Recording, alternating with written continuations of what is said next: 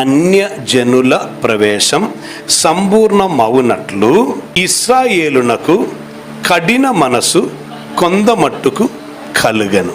అన్యజనులు అంటే విగ్రహారాధికులు కాదు. అన్యజనులు అంటే దేవుని ఎరుగని వారు కారు అని సత్యం తెలుసుకోవాలి. అది తెలుసుకోవటానికి అక్కడనే వాక్యములోనే రాయబడి ఉంది, అన్యజనుల ప్రవేశం సంపూర్ణమవునట్లు ఎవరికి? సో ఇశ్రాయేలు అనియు అన్యజనులు అని రాయబడి ఉంది కదా. ఇశ్రాయేలుల గురించి దేవుడు చెప్తున్నారు, నా సొంత ప్రజలు, మై పీపుల్ అంటారు ఇశ్రాయేల్ గురించి. సో ఇశ్రాయేల్ దేవునికి సొంతమైన ప్రజలు. ఇశ్రాయేలీయులు కాని వారందరూ, అర్థం మనమందరం ఎవరు? మనమందరం అన్యజనులం. ఒకసారి ఆలోచించండి, ఇక్కడ పక్కన ఒక గది ఉంది. ఆ గదియే తన కొరకు వేరుపరచబడిన వారి కొరకు ఆయన నిశ్చయించిన గది, స్థలం, పరలోకమని అనుకుంటాం. మనం అందరూ ఇట్లా వచ్చి గ్యాదర్ అయి ఉన్నాం ఇక్కడ. మనం అందరం కలిసి ఆ గది లోపలికి వెళ్ళడం సాధ్యమేనా? సాధ్యం కాదు. ఇప్పుడు దేవుడు ఏం చేశారంటే, ఒక్క వైపున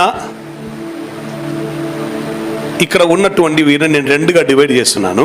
ఇటువైపు ఉన్నటువంటి వారు ఇశ్రాయేలీయులు, దీనికి అవతల వైపు ఉన్నటువంటి వారు అన్యజనులని అనుకుని చేరవలసినది ఆగేది. ఆమె ఇప్పుడు మీరు ఆలోచించండి, ఈ ఇశ్రాయేలీయులు దేవుడు పిలిచాడు అని ముఖం తిప్పుకొని కఠిన మనసుతో వీరు ఉన్నారు. మాకేం అక్కర్లేదు అని, మాకు మోసే ఉన్నారు, మాకు ధర్మశాస్త్రం, యేసు మాకు అక్కర్లేదు అని కఠిన మనసు కలిగి వీరు ఉన్నప్పుడు, ఈ అన్యజనులైన వారు మాకు ఇప్పుడు పాపక్షమాపణ దొరికింది అని చెప్పుకొని వస్తున్నారు లోపలికి. అలా అన్యజనుల ప్రవేశం సంపూర్ణమయ్యే వరకు దేవుడు ఇశ్రాయేలుని కఠిన మనసులో పెట్టారని ఈ వాక్యం నుండి మనకు అర్థమవుతుంది. రోమీయులకు రాసిన పత్రిక 9వ అధ్యాయం ద్వారా ప్రభువు పరిశుద్ధాత్మ ద్వారా మనకు తెలియజెప్తున్నది ఏమిటంటే, ఇశ్రాయేలీయుల్లోనే సంఖ్య సముద్ర తీరములో ఉన్న ఆ ఇసుక రేణు వలె సంఖ్యకు అలా కనిపించినను వారిలో కొంచెం ఒక శేషమే రక్షింపబడును అన్నారు. ఎవరి గురించి? ఇశ్రాయేలు గురించి. ఇశ్రాయేలు అంటే ఎవరు? సొంత ప్రజలుగా ఉన్నవారు. ఇంకా వాళ్ళెవరు? అబ్రహాం కుమారుడైన, ఇస్సాకు కుమారుడైన, యాకోబు కుమారుడు. ఈ అబ్రహాం ఎవరు?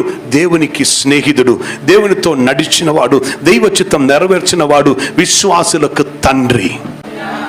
అబ్రహాం అంటే దేవుడు చెప్తారు, నేను చెయ్యబో కార్యం అబ్రహాముకు దాచేదనా అంటే, అబ్రహాముకు నేను చెప్పకుండా ఉంటానా?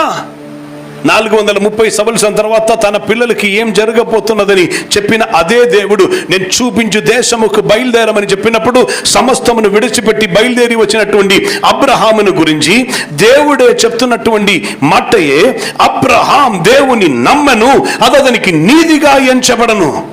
అబ్రహాముని గురించి హెబ్రీయులకు రాసిన పత్రికలో వచ్చినప్పుడు ఇలా రాయబడి ఉన్నది, అతడు దేవుడే నిర్మాణకుడు, శిల్పి అయి ఉన్న పట్టణము కొరకు, పునాదులు గల పట్టణము కొరకు అపేక్షించుచు ఎదురు చూచుచు ఈ భూమిలో అన్యుడనని పరదేశినని ఒప్పుకొనుచు వాగ్దానం నివృత్తి పొందకుండానే పొందబోచున్నామని విశ్వాసముతో మృతి నొందారంట. సో ఎంత దేవుని యందు విశ్వాసం ఉంచిన వ్యక్తి అబ్రహాం. సో అబ్రహాం కుమారుడైన ఇస్సాక్ ఎంతో నెమ్మలముగా ఉండినటువంటి, ఎంతో సాత్వికుగా ఉన్నటువంటి ఒక వ్యక్తి. తర్వాత వచ్చిన యాకోబ్ ఒక శూరుడై ఉండను, ఆమె దైవిక వాగ్దానం పొందాలని దేవుని సన్నిధిలో రాత్రి అందయు ప్రయాసపడి నన్ను ఆశీర్వదించే తీరాలని ఆశీర్వాదమై మారి ఇశ్రాయేలుగా మారిన వ్యక్తి. ఇలా వారిని గురించి మనం స్టడీ చేస్తే యోగ్యత ప్రకారం చూస్తే వారికే ఉంది యోగ్యత. ఇక అది పక్కకి పెట్టి మనం చెప్పాను అనుకోండి, మన ముత్తాత వారు ఎవరై ఉండను? పాముకు పాలు పెట్టేవారం, పుట్టకి చెట్టుకు నమస్కారం చేసేవారం, కోతికి గుడి కట్టేవారం. అవునా కదా? అన్ని జనులైనటువంటి మనం. సో ఈ గ్రూప్ మీరు ప్రార్థన చేసుకోవడానికి చెప్తున్నాను, ఈ గ్రూపులో ఉన్నవారు మేము దేవుని సొంత ప్రజలే అని చెప్తున్నవారు. ఇక్కడ ఉన్నవారు అయ్యో మాకు ఎంత మాత్రం యోగ్యత లేదు అని చెప్తున్నవారు. నెక్స్ట్ వినండి, ఇప్పుడు ఉన్న లైన్స్ చదివే చాలు. Until the full number of the Gentiles has come in. Full number of the Gentiles has come in అంటే అన్యజనుల ప్రవేశం సంపూర్ణం అవునట్టు అని కాదు, అన్యజనుల సంఖ్య ప్రవేశం. అక్కడ ఒకటి యాడ్ అవ్వాలి, సంఖ్య. అంటే ఇశ్రాయేలులో శేషమే రక్షింపబడును. ఓకే, అన్యజనులు కూడా దేవుడు అని చెప్పారు తెలుసా? అన్యజనుల సంఖ్య ప్రవేశం. అంటే అన్యజనుల కొరకు దేవుడు ఒక సంఖ్య పెట్టాడు. కారణం చెప్తాను. ఇప్పుడు మీరందరూ కలిసి ఆ గదిలోనికి పోతే మీరు ఉండడానికి సాధ్యమా? మీరును ఇశ్రాయేలు కలిసి వెళ్తే సాధ్యమా? లేదు. తండ్రి ఇంట అనేక నివాస స్థలములు ఉన్నది, లేని ఎడల నేను మీకు చెప్పుదును. సో అనేక నివాస స్థలములు ఉన్నది, మీకు స్థలం సిద్ధపరచు వెళ్ళుచున్నాను అన్నారు తప్ప అందరికీ స్థలం సిద్ధపరచుటకు వెళ్తున్నాను అన్నారా? లేదు, మీకు అన్నారు. ఆయన వాక్యం విని ఆయనను వెంబడించిన వారితో చెప్పారు మీకు స్థలం. శిష్యులైన వారితో చెప్పారు మీకు స్థలం. అందరికీ కాదండి సెలక్షన్, కొందరికే. ఎవరు ఎన్నుకోబడ్డారో వారే వెళ్తారు. అందుకే మీ పిలుపు ఎన్నికయు నిశ్చయం చేసుకొనుడి. పిలువటం మాత్రం కాదు, దేవుడు కూడా ఎన్నిక అని ఒకటి పెట్టారు. ఇప్పుడు శ్రద్ధగా వినండి. ఆయన ఎన్నుకున్న వారికి ఆయన తన ముద్రను వేస్తున్నారు. ప్రకటన గ్రంథం 7వ అధ్యాయంలోనికి వెళ్ళండి. ఇది కూడా ఉదాహరణమే. 4వ వచనం చదవండి. మరియు ముద్రింపబడిన వారి లెక్క చెప్పగా వింటిని. అంటే ముద్రింపబడిన వారిని గురించి ఉన్న లెక్క చెప్పటం విన్నారంట. ఇది అది కాదు, ఇది వేరొక గ్రూపే, కానీ నేను రిలేట్ చేస్తున్నాను అంటే మీకు అర్థం అవడానికి. ముద్రింపబడిన వారి లెక్క చెప్పటం వింటిని. నెక్స్ట్, ఇశ్రాయేలీయుల గోత్రములన్నిటిలో ముద్రింపబడిన వారి 1,44,000 మంది. ఇశ్రాయేలులో ఎంతమంది అంట?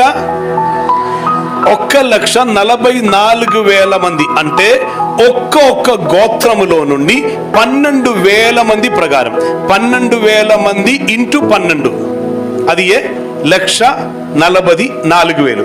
సో ఒక్కొక్క గోత్రం నుండి ఎంతమంది? 12,000. మొత్తం ఎంతమంది? 1,44,000 మంది. ఇది పరలోకం చేరుతున్న వారి లెక్క కాదు, పరలోకం చేరుతున్న వారి లెక్క కాదు. ఇక్కడ ముద్రింపబడిన వారి ఒక్క లెక్క. అది ముందున్న వాక్యం మీరు చదవండి, అప్పుడు మీకు అది అర్థం అవుతుంది. అలా వేరుపరచబడిన ఒక గ్రూప్. ఇది ఎందుకు చూపిస్తున్నానంటే దేవుడు ఈ రీతిలోనే ముద్ర వేసియే వేరుపరుస్తున్నారని మీరందరూ గ్రహించుటకు నేను ఇది మీకు చూపిస్తున్నాను. అక్కడ ముద్రింపబడిన వారి లెక్క చెప్పడం విట్టిని వారు 1,44,000 మంది ఉండను. ఇప్పుడు చదవండమ్మా. సో ఇప్పుడు గోత్రముల పేరు చదువుతున్నాం. ఇశ్రాయేలు ఎన్ని గోత్రం? 12 గోత్రికులు ఉన్నారు. స్తోత్రం. సో ఆ గోత్రికులందరి నుండి ఎంతమంది ఇక్కడ వస్తున్నామో మనం చూద్దాం. యూదా గోత్రం నుండి సో గోత్రం ఒకటి అయింది. ఏ గోత్రం?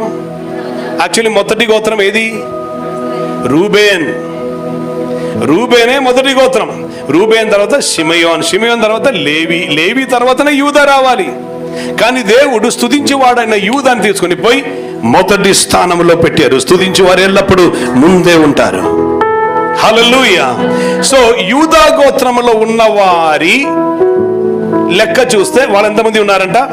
12,000. ఇప్పుడు కౌంట్ చేస్తాం. యూదా గోత్రం 12. నెక్స్ట్ రూబేన్ గోత్రం 12. నెక్స్ట్ గాదు.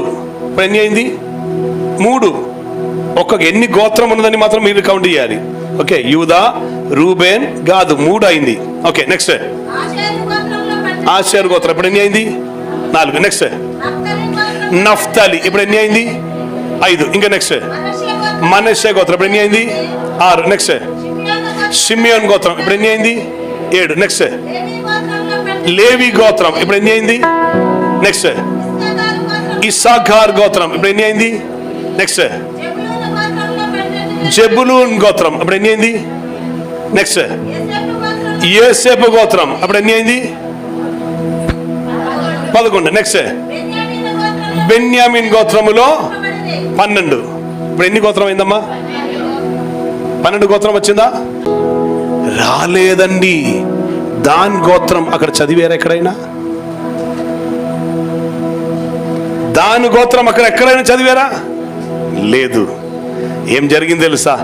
దానిని విడిచిపెట్టి దేవుడు అక్కడే మనష్షేను చేర్చుకున్నారు. మనష్షే యాక్చువల్లీ యోసేఫు కుమారుడే. అడవి ఒలివైన మనలను ఆయనతో అండుకట్టుటకై స్వాభావిక కొమ్ముల్లో కొన్ని నరికి వేసి మనల్ని అండుకట్టారని బైబిల్లో వాక్యమున్న అదే ప్రకారం దాను గోత్రమును పక్కకి పెట్టి మనష్షేను లోపలోనికి తీసుకుని వచ్చాడు. ఇదే రీతిలోనే ఇశ్రాయేలుకు కఠిన మనస్సు కలుగ చేశారు, కానీ అన్య జనుల లోపలికి తీసుకొచ్చారు. ఇప్పుడు అన్ని గోత్రములో ఎంతమంది అంట? 12,000 మంది. ఇప్పుడు మనష్షే వచ్చినను ఎంతమంది? 12,000 మంది కదా, అవునా కదా?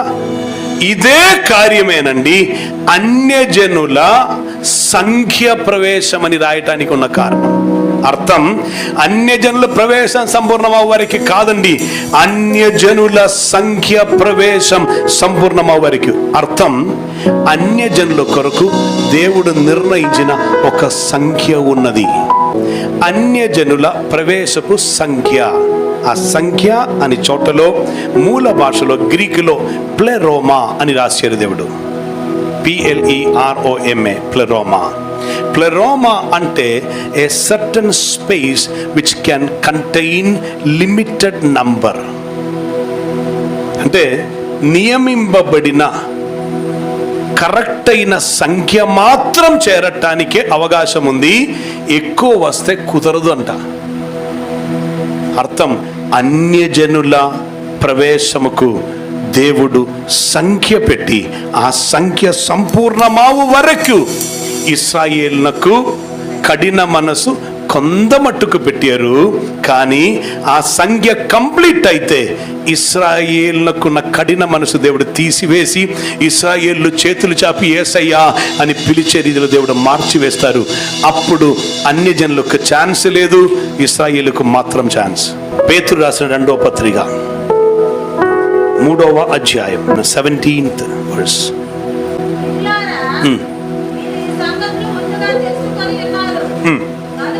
కనుక నీతి విరోధుల తప్పు బోధ వలన తొలగింపబడి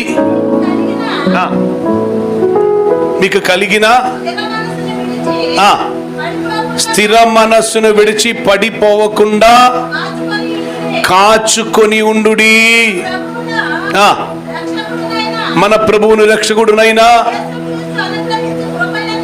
యేసుక్రీస్తు అనుగ్రహించు కృపయందును జ్ఞానమందును ఏం చేయాలంట? అభివృద్ధి పొందుడి. నెక్స్ట్ యుగాంతముల వరకును మహిమ కలుగును గాక. తప్పు బోధన బట్టి ఏం జరుగుతుందంట? స్థిర మనస్సు నుండి మీరు విడిచి తొలగిపోతారంట. అందుకొరకు ఏం చెప్పారు? తొలగిపోవద్దు. నిలిచి ఉన్నాడని అనుకుంటున్న వాడు పడిపోవకుండా తన్ను తాను కాచుకొనవలను. ఫిలిప్పీయులకు రాసిన పత్రిక 2వ అధ్యాయం 10, 11, 12. అందుచేతను పరలోకమందున్న వారిలో గాని, భూమి మీద ఉన్న వారిలో గాని, భూమి కింద ఉన్న వారిలో గాని ప్రతి వాని మోకాలును యేసు నామమును వంగునట్లును ప్రతి వాని నాలుకయు తండ్రి అయిన దేవుని మహిమార్థమై యేసు క్రీస్తు ప్రభువని ఒప్పుకొనున్నట్లును దేవుడు ఆయనను అధికముగా హెచ్చించి అన్ని నామము కన్నా పై నామమును ఆయనకు అనుగ్రహించును. కాగా నా ప్రియులారా, మీరు ఎల్లప్పుడు సదగా వినండి. ప్రియులారా, మీరు ఎల్లప్పుడును ఇప్పుడు వరకు ఉన్న ప్రకారం, నేను చెప్తాను, ఇప్పుడు ఉన్న ప్రకారం కంటే అధికముగా కాక మరి ఎక్కువగా నేను మీతో లేని ఈ కాలమందు భయముతోను వణుకుతోను మీ సొంత రక్షణను కొనసాగించుడి. ఈ తప్పిపోయిన కుమారుని కథ చరిత్ర మనం వినేటప్పుడు మనం ఇలా అనుకుంటున్నాం, కొంచెం పాపం చేసి తప్పిపోయిన తర్వాత తిరిగి వస్తాయి మనల్ని స్వీకరించుకుంటారని. నో, అట్లా కాదు. Stand there. ఆయనే పిలుస్తున్నారు అనుకోండి, ముద్రింపబడిన వారిని లోపలికి పిలుస్తున్నారు. ఆమేన్. ఆత్మచేత ముద్రింపబడిన వారం, విమోచన దినము కొరకు ఆయన చేత మనం ముద్రింపబడి ఉన్నారని అర్థం. ఇంతవరకు ముద్ర రాకపోతే పరిశుద్ధాత్ముడా నాకు ముద్ర వేయ్యా అని దేవుని సన్నిధిలో మొర్రపెట్టి అడగాలి.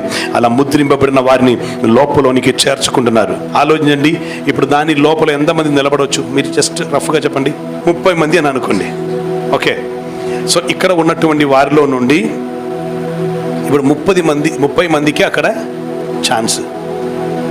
మీరందరూ త్వరపడి వస్తారు. ముద్రింపబడిన వారిని చూసి 1 by 1 లోపలికి పంపిస్తున్నారు. 30 కరెక్ట్ అయితే 31వ వ్యక్తిని లోపలికి పంపిస్తారా? ముద్రింపబడిన వారికి సంఖ్య పెట్టారు దేవుడు. 31వ వ్యక్తికి ఛాన్స్ లేదు. ఇలా 28 మంది లోపలికి వెళ్ళారు. ఇంక ఇద్దరికే ఛాన్స్ ఉంది. ఇలా ఇద్దరికే ఛాన్స్ ఉన్నప్పుడు సువార్త ప్రకటింపబడుతున్నది. కారణం, అన్యజనులు ఇద్దరు రావాలి, ఇద్దరు వస్తే ఇంకా అది క్లోజ్ అవుతుంది.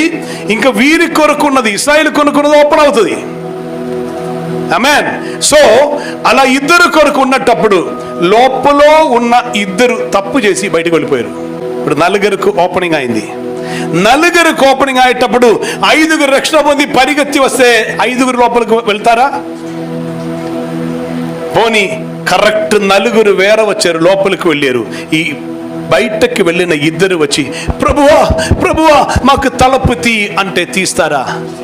10 మంది కన్యకలు ఉండను, 10 మంది దగ్గర కూడా దీపం ఉండను, 10 మందికి నూనె ఉండను, 10 మంది దీపము కూడా వెలుగుతూ ఉండను. కానీ పెళ్లి కుమారుడు వచ్చినప్పుడు 5 మాత్రమే నూనె ఉండను.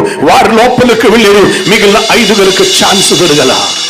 అందుకే నిలచి ఉన్నాడని అనుకుంటున్నవాడు పడిపోవకుండా తన్ను తాను కాచుకొనవలను. నేను మిమ్మల్ని అడుగుతున్నాను, రేపు రక్షణ పొందుతాం, రేపు పరిశుద్ధం అవుతాం, రేపు బాప్టిజం తీసుకుంటాం అని అనుకుంటే కుదరదండి. ఈలోగా రావలసిన వారి సంఖ్య పూర్తి అయితే మరలా అన్యజనులకు ఛాన్స్ లేదని వాక్యం మనకు నిరూపిస్తున్నప్పుడు, ఇదిగో ఇది దేవుడు మనల్ని చేర్చుకునే కాలం, ఇది కృపాకాలం, ఇది రక్షణకున్న సమయం. ఇది మనం సద్వినియోగపరచాలి. దేవుడు మనకిచ్చిన అనుకూల సమయం ఇది. ఈ రోజు, ఈ క్షణం. రేపు కుదరకపోవచ్చు. ఒకవేళ కొందరు అనుకుంటారు ప్రార్థన చేసి ఉపవాసం ఉండి రేపు నేను కరెక్ట్ అవుతానని. ఆ రేపు అన్నది లేకుండా ఈ రాత్రి నీ పనుకుంటున్నటువంటి గది మరణ గది అయి మారిపోతే నీ నిత్యత్వం నీవెక్కడ గడుపుతారు?